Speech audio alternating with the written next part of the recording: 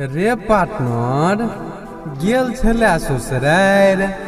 एके दिन में गाल ताल फूलल लागे छोड़े की भाज छै रे नहीं बुझले पार्टनर हमर शायर छै ने से तत्ते तरुआ खियल को ये एके दिन में गाल ताल फूल गेल। समझ रहे हो आप नहीं रे पार्टनर हमरा किछ भाज गड़बड़ बुझाई छो गाल फूलल तो छेबे छो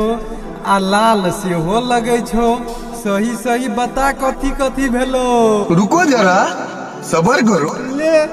नहीं मन बे तो सुनिए ले केला तोरा मन में खुटका खुटकत रहतो।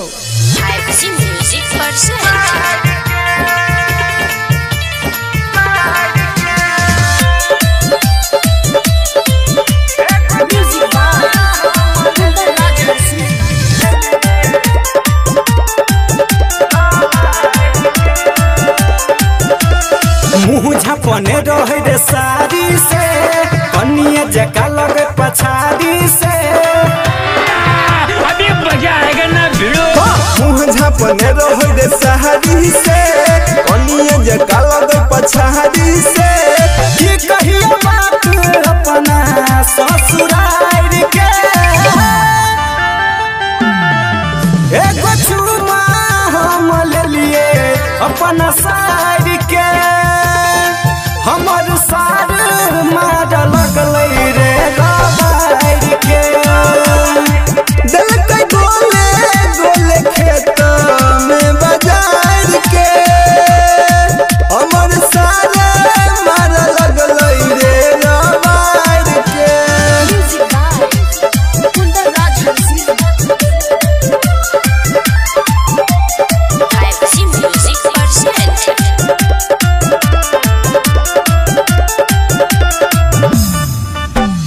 सोचने रहिए तरुआ तीमन कर के देते थारी में मुँह हम देखे कोना बहू के अगारी में सोचने रहिए तरुआ तीमन कर के देते थारी में मुँह हम देखे कोना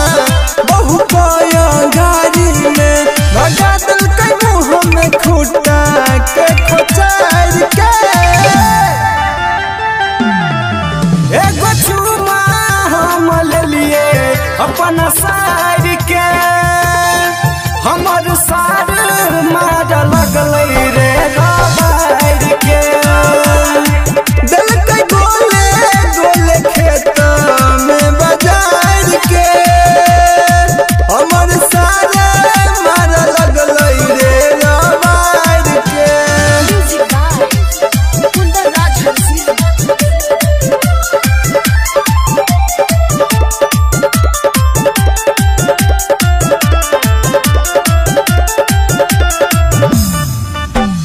गाम घर में पूरा नीता भ गेल सोर रे बुझले जब जीजा छिए लगल गोर रे गाम घर में यरवा पूरा भ गेल सोर रे बुझले जब जीजा छिए लगल गोर रे मुकेश भगत जीव छे ले हार के एगो चुमा हम ले लिए अपना सार के हमर सार मार लगलै रे गबार के दिल के गोले खेत में बाजार के हमर सार मार लगलै रे गबार के देह कतर दिल को सार।